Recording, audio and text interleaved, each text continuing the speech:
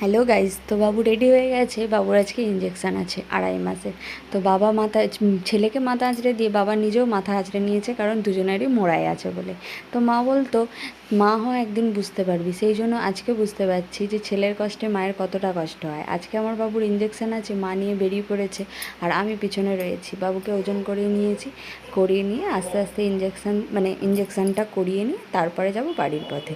তো বেরিয়ে পড়েছি, বাবুর ইঞ্জেকশান হয়ে গেছে। প্রচুর কান্নাকাটি করছিল, কান্নাকাটি করার পরেও বাবু প্রচুর খেলা করছে। বাড়িতে এসে ওর সাথে আমি খেলছি, ও হেসে পাগল হয়ে যাচ্ছে।